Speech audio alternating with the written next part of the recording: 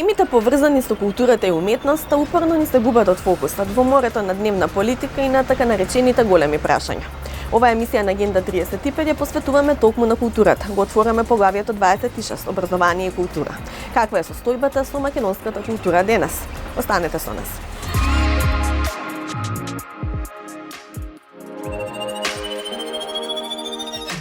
Во Агенда 35 ке гледате. Анализа од Советот на Европа ги детектира клучните проблеми во културата и ја црта мапата на потребните реформи. 150 компании кои се занимаваат со организација на настани се меѓу најпогодените од пандемијата. Имаат пад на приходите за 70%. Уметност во време на пандемија. Ја представуваме македонската компанија Виерпорт, што работи на дигитализација на домашните културни објекти и културното наследство. Интервју со Небојша Велик, историчар на уметност и редовен професор на УКЕМ. Следете на. Земјите со ограничени буџетски ресурси како што е Македонија, вообичаено се соочуваат со бројни предизвици во развојот на културна политика, главно поради тесните сваќања на вредноста и потенцијалот на овој сектор како основа за економски и општествен развој. Експертите на Советот на Европа направија детално скенирање на овој сектор во земјава и утврдија неколку главни предизвици кои што Министерството за култура треба да ги адресира.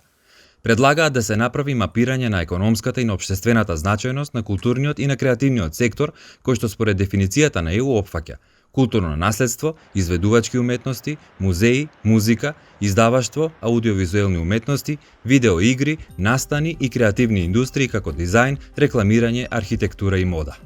Националната стратегија за културен развој 2018-2022 се уште е во рана фаза од спроведувањето и работата треба да се интензивира и да го поддржи растот на културниот и на креативниот сектор во државата.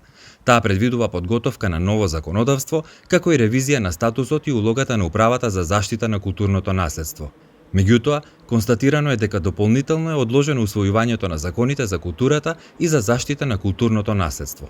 Експертите на Советот на Европа исто така побарале целосно спроведување на Законот за децентрализација за да се поддржат локалните дејства од областа на културата надвор од Скопје, бидејќи како што заклучуваат, загрижува фактот што културната понуда и инвестирањето во регионите потврлуваат. По направените консултации со засегнатите страни, некои од главните забелешки на Советот на Европа се потреба од реформи во јавната администрација со цел да се подобри транспарентноста на управувањето и трошењето, подобрување на собирањето на податоци за културата и за креативните сектори, дигитализирање на процедурите, операционализирање на визијата на културната политика, наградување според заслуги и ценење на професионалната стручност при назначување. Советот на Европа посочува, за да се заштити културното наследство, потребно е подигнување на свеста, како и редовно и соодветно прераспределување на буџетот. Властите мора да ја интензивираат соработката меѓу институциите за заштита на културното наследство и спречување на незаконски градби на места со статус културно наследство од особена важност, како што се Охрид и Старата Скопска чаршија. Треба да се направи измена на Законот за градба со цел да се овозможи заштита на културното наследство, да се ревидира конзерваторската привилегија доделена на архитекти и градежници. Освен тоа, му се сугерира на Министерството за култура да развие или да иницира проекти со големи размери, способни за ИПА финансирање, со што би се решило недоволното инвестирање во креативниот и културниот сектор и би се изградил капацитет за развој на културни услуги што може да го задоволат не само домашниот, туку и западноевропскиот пазар. Земјава за годинава предвидува да потроши 63 милиони евра за финансирање на дејности од областа на културата, но тоа сепак е само 1,6% од сите народни пари што ќе се потрошат во 2021. Инаку, според податоците што ги обезбеди Советот на Европа, вака изгледа генералната слика на секторот култура во земјава. Вкупно 23.000 луѓе работат во дејности поврзани со културата, што е 3,1% од вкупниот број на вработени, а 2/3 од нив имаат високо образование. 1 од 4 граѓани учествувале во културни активности во текот на една година. Земјата прави околу 10 играни филмови годишно, а поголемиот дел, односно 80%, се финансирани како меѓународни копродукции. Инфраструктурата на земјата од областа на културата, а во насока на културното наследство, вклучува 11.200 објекти што се регистрирани како дел од недвижното културно наследство, и тоа 4.421 археолошко наоѓалиште, 1.726 цркви и манастири и 500.000 музејски парчиња. Во земјата има 32 музеја, 27 театри и 14 кина. Компаниите од забавната индустрија, оние кои се вклучени во организација на настани, како и видео и аудио продукции, се едни од најпогодените од ковид кризата која трае една година. Бројката на компании во државата кои се занимаваат со оваа дејност е околу 150, а нивните приходи се намалени за 70%. Според истражувањето на Ернст & Јанг на Европскиот пазар, загубите во оваа гранка се веднаш по авиосообраќајот и загребнувањето треба сериозно да биде поддржано и помогнато од локалните влади. Председателката на Асоциацијата на ивент индустријата во Македонија, Маја Бабиќ, вели дека уште лани предупредиле дека ќе бидат најпогодени од кризата, но нема уште долго да издржат ако ние добијат потребната помош од државата. Сега, после година дена, одговорно тврдиме дека забавната индустрија е најголемиот губитник и најзагрозената индустрија. Уште од март-април почнавме да разговараме со владата и да ги предупредуваме дека ќе се случи ова што ќе се случи. Не разбира, па не разбира, па не ставаа на чекање, па почекајте, па ќе видиме и така натаму. За конечно сега со петиот пакет мерки да не вклучат и нас, што нас многу не израдува, бидејќи на таа одлука за петиот пакет мерки претходеа неколку разговори со представници од владата, каде што ние до детал објаснивме кои сме, што сме. Меѓутоа, кога ги прочитавме она што ни се понуди во тој пакет мерки е необјаснливо.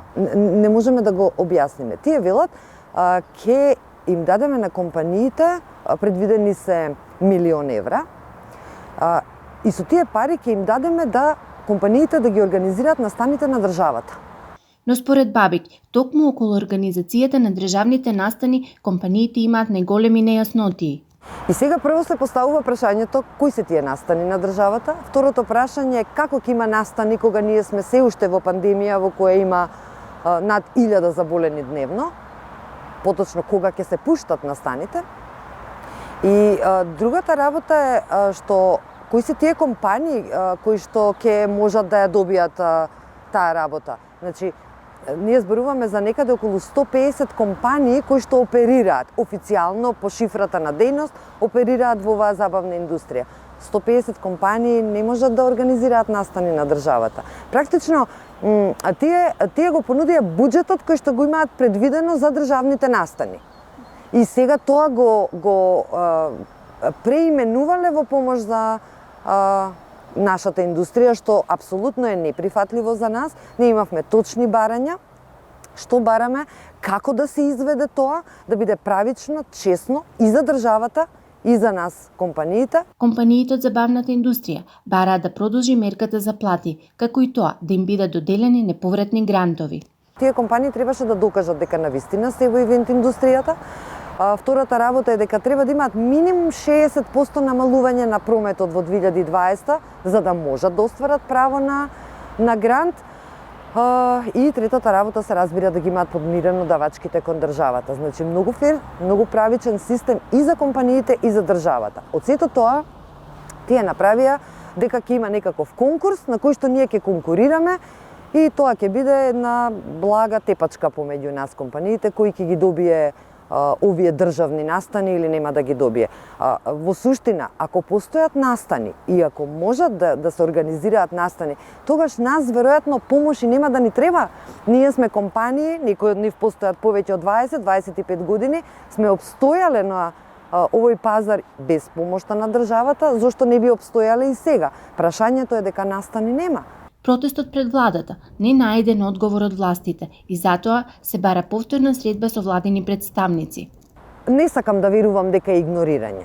Сакам да верувам дека можеби не сме приоритет во моментов, но веќе го губиме трпението. Морам да бидам искрена дека колегите од ИВАП со кои што комуницираме се тотално веќе избезумени. Знаете како ние имаме членки кои што работат со изнајмување на опрема. Таа опрема година дена не е извадена од магазините. Тие луѓе имаат кредити, имаат магазини што треба да ги платат, режиски трошоци што треба да се платат, а ние добивме како и сите други компании во оваа држава само помош за 6 месеци за плата за вработените, што е апсолутно за поздравување, меѓутоа тоа не е доволно за некоја компанија која не работи година дена. Бабек вели дека како стопанственици низ годините поминале низ многу тешки периоди и тоа ги научило да преживеат и да бидат предприемачи во вистински смисол на зборот. Луѓето се снаоѓаат на ваков или на онаков начин.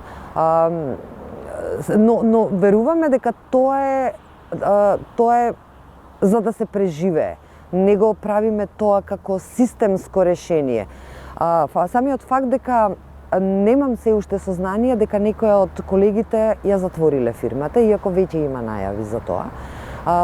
Само тоа покажува дека еве година дена успеваме некако да ги пребродиме овие предизвици, но нема да можеме уште долго, особено не ако не добиеме помош од владата. Знаете како, ние 20-30 години плаќаме данок на оваа држава. Не сме барале никогаш помош. И сега на вистина државата не е крива за пандемијата, тука нема збор. Меѓутоа, на вистина ни треба помош. Во која насока ќе се движи забавната индустрија и дали ќе има враќање во нормала? Бакбик оценува дека пред се ќе зависи со кое темпо ќе се одвива вакцинацијата во нашата држава. Ние како асоциација многу брзо по основањето станавме членка на Европската алијанса на живи комуникации, Live Communications и LCA. Таму членуваат 12 национални асоциации од цела Европа.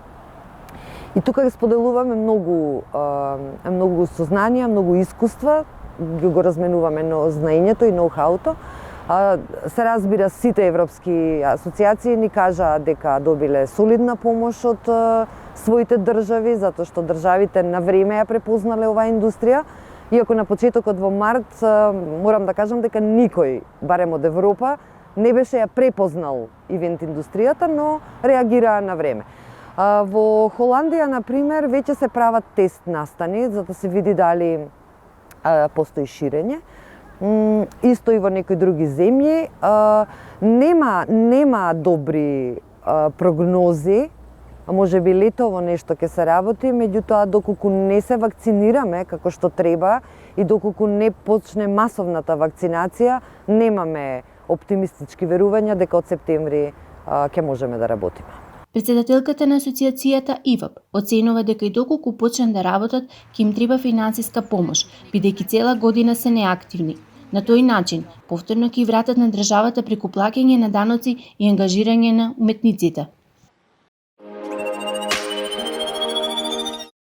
Професоре Вилич, добро вечер, благодарам што сте дел од нашата емисија. Добро вечер, благодарам на поканата. Темите поврзани со уметноста и со културата некако упорно ни бегаат од фокус во морето на дневна политика и на големите прашања. Кои се вашите размислувања за состојбите со македонската култура денес? Знам дека прашањето е комплексно, меѓутоа и темите се такви без разлика на обиди за нивна банализација. Состојбата во македонската култура е исто онака како што е во светската култура, односно светската култура веќе не е на дневен ред. Мислам секаде во светот, вклучително и кај нас. Не заради тоа што се појавија поприоритетни прашања, колку што самата култура ослабе со своето влијание и со својата важност во рамките на општественоста во која сите ние постоиме. Од тука и понекогаш и самиот помислувам дека можеби се однесуваме многу конзервативно во однос на очекувањата и посакувањата за ефектите од културната продукција, културната дејност. Наспроти, многу теми и области кои во меѓувреме се променија, а културата и односот кон културата и разбирањето на културата остана ист, или понатаму е оној кој важеше до пред 40 години. И затоа ни се чини дека е сложена оваа материја и дека е обемна оваа материја, иако би можел да кажам дека всушност културата е она што произлегува од едно време и во едни околности, така што какви се околностите и какво е времето во кое создавачите на културата живеат и обстојуваат, таква и е културата. Сега дали нас тоа не бендисува или не, тоа сосема друго прашање. Зборувате за редефинирање на културата. Каде се тука културните вредности како такви? Живееме во време на експанзија на интернет, на технологија. Колку тоа ново време влијае во овие редефиниции и дали само културата како процес е опфатена или самиот столб нејзин и сршта на културното живење, вредностите што ги споменав? Знаете како е, кога во времењата кога културата беше организирана од страна на субјекти во самото културно производство или создавање, културата беше една. Во моментот кога се дисперзираше, кога се префрли таа одговорност на ајде да кажам така слободно пропишување на вредности кои културата треба да ги застапува, значи како еден обратен процес од ова за што пред малку зборував. Така. Тогаш ние дојдовме во едно прешироко и преотворено поле во кој своевидно и самите се изгубивме. Односно во потрагата по низ опитите да дојдеме, низ обидите да дојдеме до некои опити, до некои искуства, ние создадовме едно множество на разнородни всушност искуства, од кои произлегуваат се разбира разнородни вредности. И сега, кои се вредностите на културата, ако се прашаме, тогаш ние не можеме да дадеме едноставен одговор.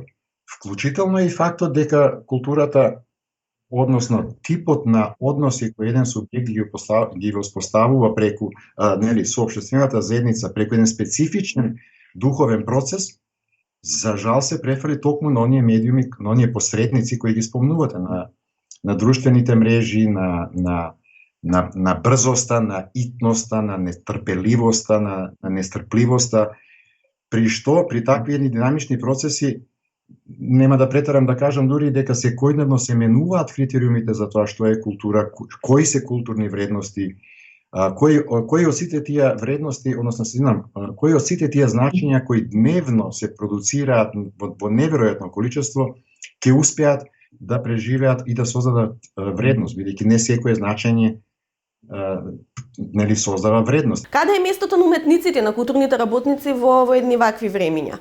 Знаете, кај нас секогаш политиката се изедначува со партијата, па многумина сакајќи да се ослободат од тој партиски товар, велат дека не се занимаваат со политика.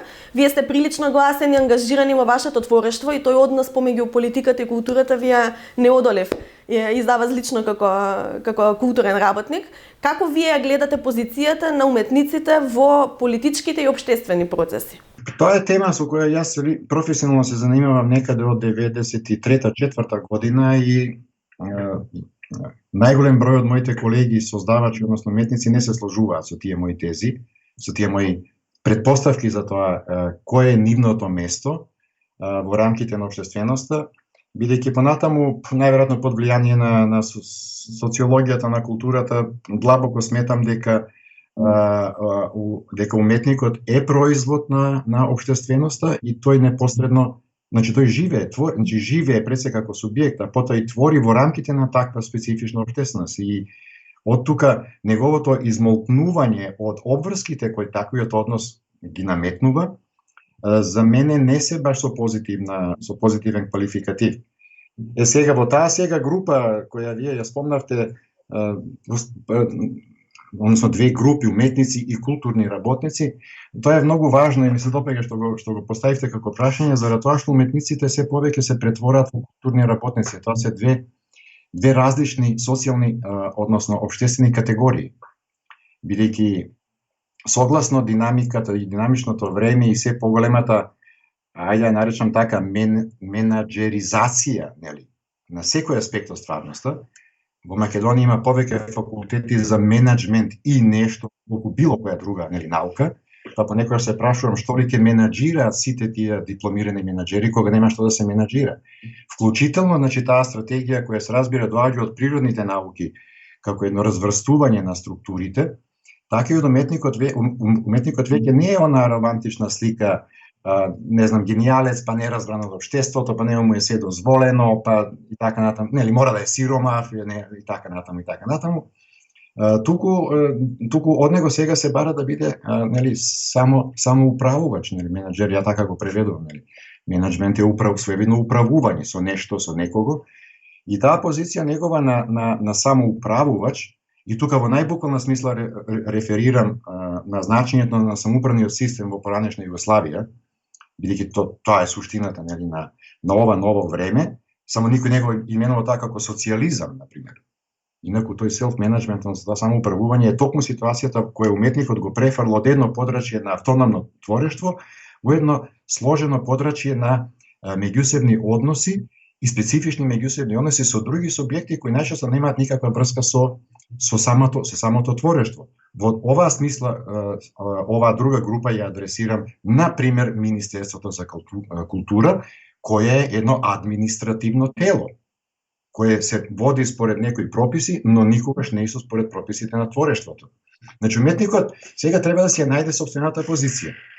Никој не може да му ја каже, или не би требало да му ја каже, не би требало да му ја одреди. Колку мислите дека уметниците треба да се авангарда во едно општество? Знаете таа фраза која што преовладува. Од кого да очекуваме прогрес, кога гледаме дека и во тие кругови има гласови на регрес и на уназадување. Правото на идеолошка припадност се разбира апсолутно, меѓутоа сепак уметноста е таа која што секогаш низ времето барем граѓаните се ослонувале на неа дека ќе води напред. Па сега ова што го прашувате е стриктно врзано со една друга научна дисциплина која е исто така веќе 40 на години во криза. Тие вредности ќе ги, односно, препознавањето на вредностите кои овие значења како уметничко производство се појавуваат, ги определува историјата на уметноста. Зборувајќи конкретно, не знам, историјата на филмот, историјата на театарот, значи сите оние историски дисциплини кои се бават со вреднување и со историзација на појавите. Затоа пред се треба да помине некој временски распон од прилика, ние велиме така, 20 на години, за да видиме како една појава понатаму генерира, понатаму создава влијанија, дали влие, дали не влие, дали е единична. И во таа смисла сега, ако самата историја на уметноста или овие истории, ако се самите како научни дисциплини во криза, а се во криза, токму заради тоа што темелите на овие научни дисциплини се длабоко протресени токму заради промената на уметничкото творештво, тогаш ние и затоа ние влегуваме во криза. Јас подразбирам под криза, ја подразбирам онаа состојба во која системот кој ги создава вредностите и оној систем всушност кој го препознава, кога еден систем кој ги препознава вредностите не може да одговори на прашањата кои тоа творештво ги поставува, тогаш ние имаме криза. Што значи тоа? Дека треба да се смени системот, не уметноста. Ние не можеме да менуваме уметноста. Но дали ќе зборуваме за уметност понатаму? Да ме прашавте, да разговаратме пред година дена на ова прашање, за новаа тема, моите одговори најверојатно ќе беа поинакви. Меѓутоа, оваа пандемија отвори многу сериозни, за мене многу позитивно гледам кон целата ситуација, со цела почит кон негативните аспекти на епидемијата. Меѓутоа, ова преиспитување всушност, во ова преиспитување јас гледам можност да воспоставиме нов систем кој ќе биде дури многумина можеби нема да се согласат со мене, дури нешто што воопшто нема да го именуваме како уметност или како култура во најшироката, а и во потесната смисла на зборот. Значи пред нас се нови искушенија во кои сите ние се обидуваме нешто. И уметниците се обидуваат, и ние кои ја промислуваме уметноста се обидуваме, па најчесто грешиме, или не сме сигурни, не сме убедени до крај, но само сопишување, како да кажам, излезот е во творештвото, излезот е во анализите, излезот е во критиките, и само така ќе дојдеме до онаа нова состојба која јас сум убеден нема да биде иста со претходната. Значи, повторно зборуваме за редефинирање и некои нови процеси кои што ќе се отворат. Ќе се обидам да го сублимирам интервјуто враќајќи се на првата поента за губењето на фокусот. Токму во оваа емисија ние имаме анализи на извештаи и слично. Таму имаше една забелешка дека од вкупниот буџет на Македонија само 1,6% се одвојуваат за културата како дејност, што е навистина премалку, меѓутоа не би сакала да го банализирам фокусот и да го сведам само на пари и на финансиски средства. Ќе се вратам на оно што го споменавте околу позицијата на Министерството за култура и институциите воопшто, значи државата како систем, во непрепознавањето на менувањето на уметникот и на уметноста како процес. Мислам дека процесот е обратен. Мислам дека уметниците и културните работници не ги разбираат проблемите. Не дека Министерството не ги разбира. Видете, Министерството донесе своја стратегија за национална стратегија за културата, која се заснива на општата стратегија на оваа влада за општество, за сите или не знам како се викаше точно. Што значи дека е тоа првото идеолошко сериозно поместување во преиспитувањето на досегашните концепти за културата и за уметноста. Таму беа 3 или 4 столба, колку што се сеќам: деметрополизација, децентрализација и така нешто. Значи, мора да правиме разлика помеѓу концепцијата на оваа држава, на оваа влада, може би ќе се смени понатаму, која и притоа не го брана министерството, да не би погрешно разбран, туку зборувам за званичните документи кои се донесени, нели, според кои министерството работи.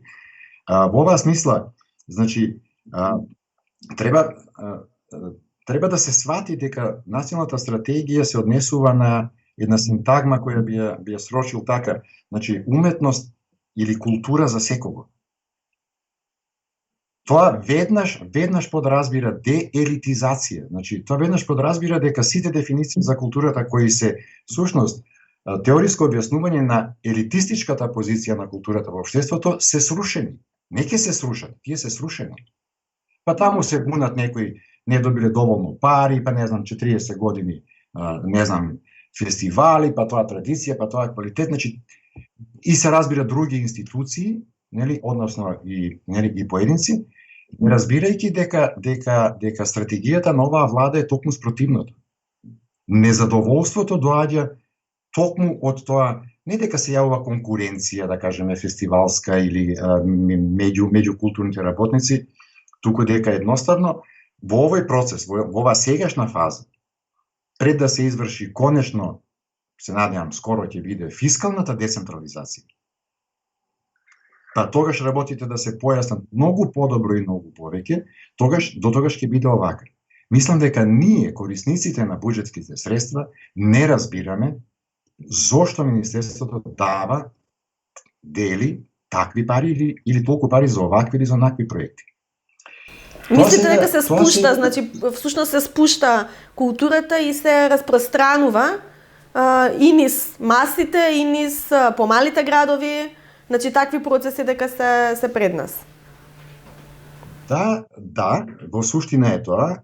Јас на почетокот бев силен критичар на таа концепција, меѓутоа оваа стратегија поимот на култура го зема во неговата најширока смисла. Како задоволување на потребите на секој граѓанин, но тука и концепцијата култура за секого. Не само за, ајде да кажам така, не само за театарџиите, не само за џезерите, не само за блузерите, не само за филхармоничарите. Значи, знаете, ние ако предложиме овака со оваа концепција, ќе треба да затвориме сериозни национални установи. Заради тоа што културата ќе се одвива на други подрачја, на други места, вклучително и во киберпросторот, кои ќе бидат од поголема важност за субјектите на заедницата, на поединците, отколку за репрезентативното рамниште, нели, на државната култура. Така што нема веќе да учествуваме со филм на доделувањето на Оскарите, нема да учествуваме на Евросонг, нема да учествуваме. Значи, цела оваа концепција води всушност кон еден страшен процес за капиталистите, а тоа е деетатизацијата.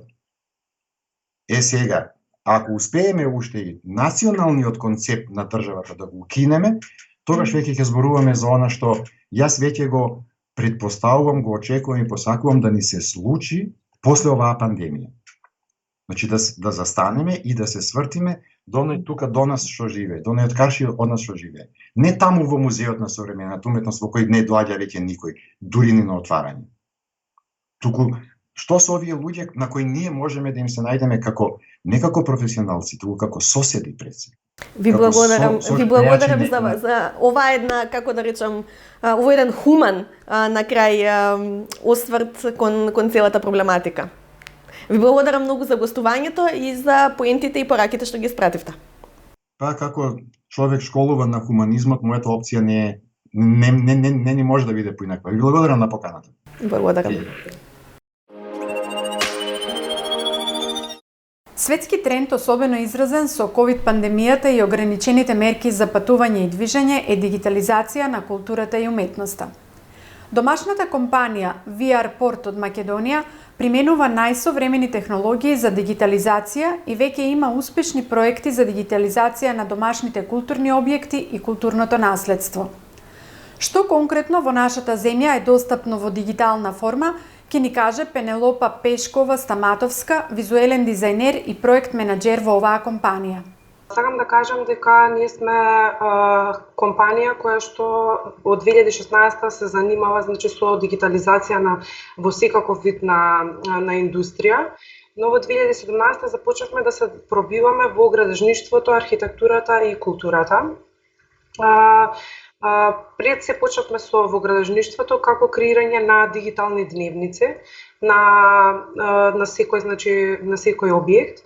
Но потоа најдовме многу голема примена по примерите од Европа и од Америка, дека истава технологија може да се искористи во културата како креирање на дигитални портфолија и за поставки, за истражувања, и почнавме да истражуваме каков тип на технологија излегува и е актуелна во светот. Како првични соработки имавме соработка со Националната галерија Даут Паши Намам, која што имавме договор да дигитализираме целата поставка од нивното 70 годишно постоење, и така некако ни се отвори платформата за допирање до секој музеј и правење на никаква структура да секој музеј добие дигитално портфолио од своите поставки. Креиравме еден пилот проект, дигитализација на целото културно наследство на Тиквешкиот регион, со многу голема помош. Ќе го поздравам Фондот на иновации и Општина Кавадар што се согласи на ваков тип на проект. Направивме една целосна екзекуција на пилот проект на Тиквешкиот регион, каде што ги централизиравме сите податоци од културното наследство. Направивме документација на преку 130 цркви, пештарски цркви, патишта, паркови, се што е што спаѓа во тој дел. И исто така морам да ги поздравам Вардарска епархија која што се согласи да имаме пристап до овие цркви. И сега овој проект, целта на овој проект е да се придобие и да се потенцира огромното културно наследство, кое што има многу слаба промоција кај нас. И целта беше да се креираат кампањи, до странски медиуми, кои што реално се многу скапи активности и ниско ефективни у денешно време. И свативме дека добро е да почне, дека имаме многу материјал со кој што можеме да ги напуштиме ние традиционални медиуми и се повеќе да се свртиме преку дигиталните медиуми. Оваа страна немаше само туристичка и маркетинг страна, ние го наполнивме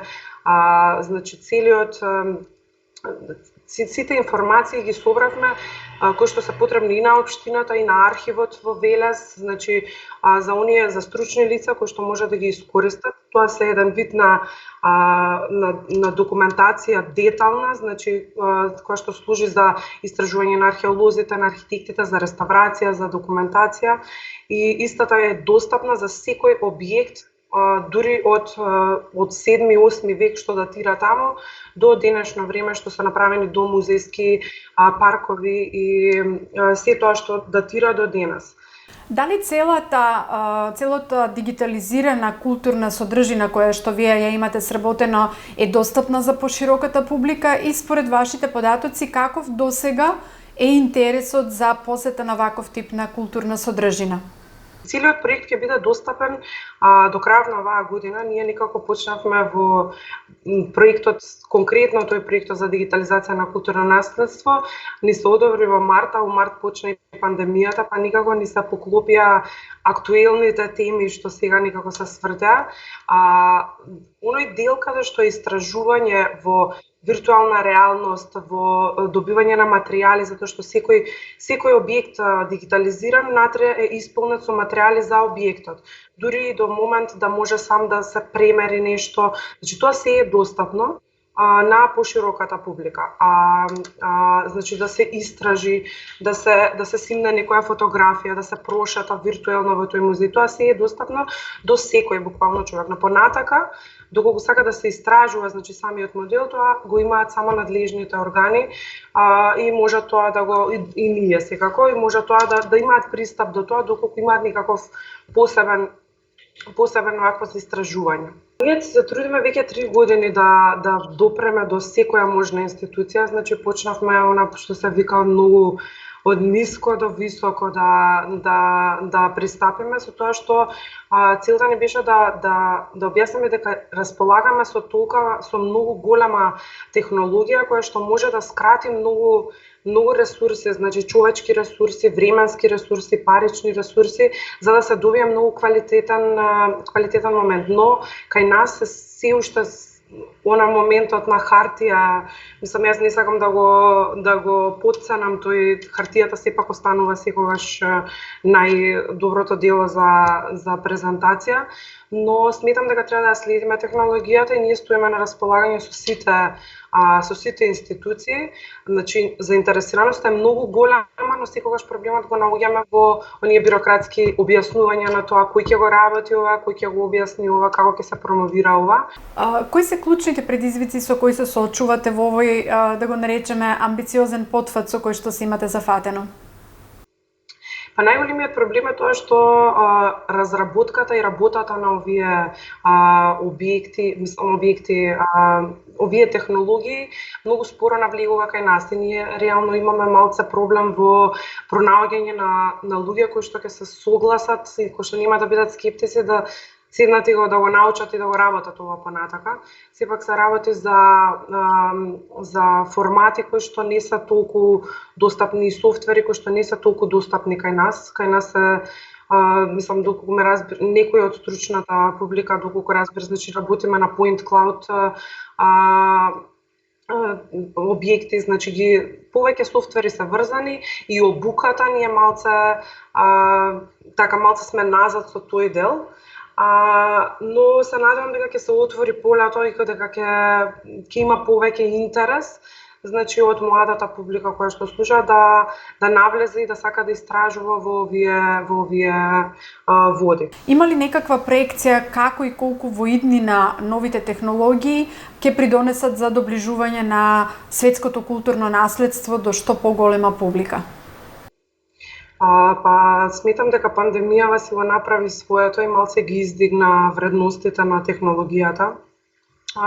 Овие скенер технологии не се воопшто нови, значи овие се користат веќе повеќе од 15 години, пред се во археологијата па понатака. И сметам дека ќе почне дури и да се цени тоа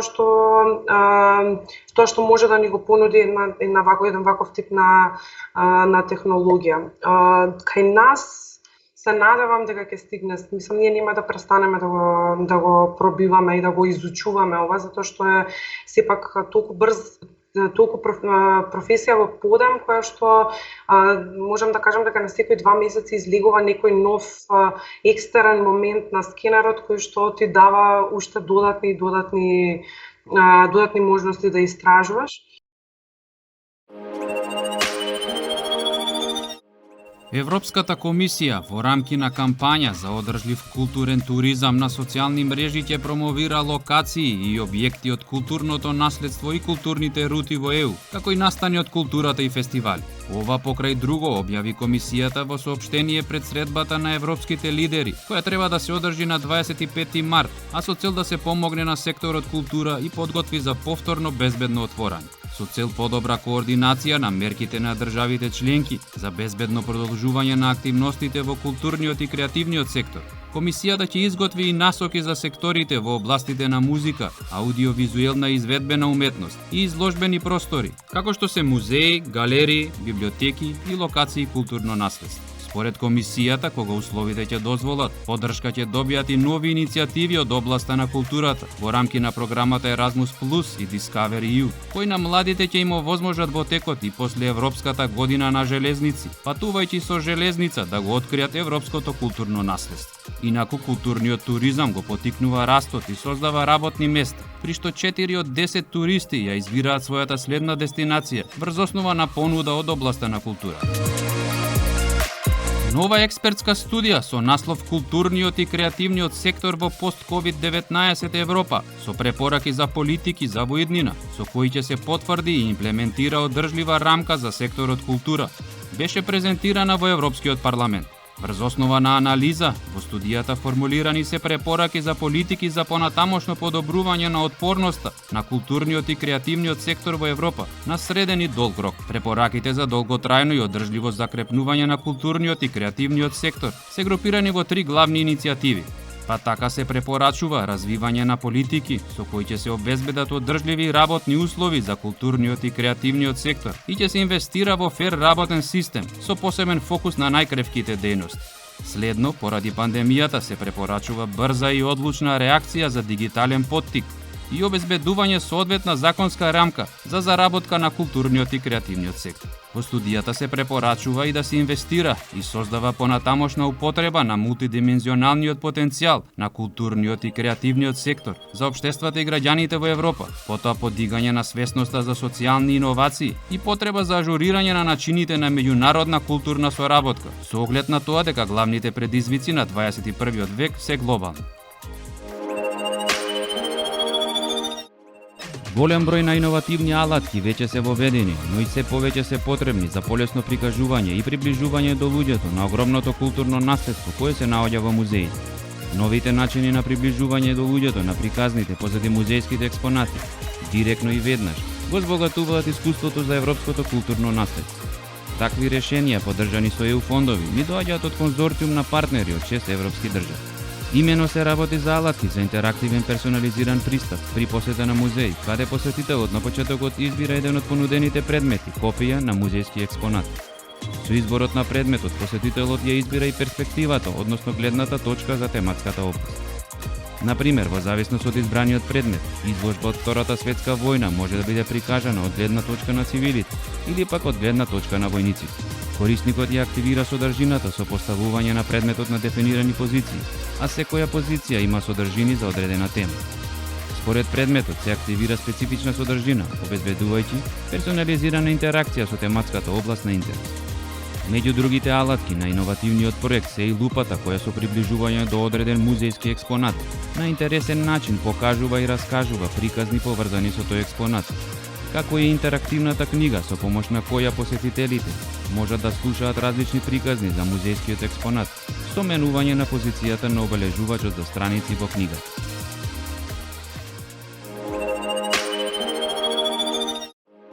Следната недела се гледаме повторно во истиот термин и на истата фреквенција, носно ново поглавје и тема од процесот на европските интеграции.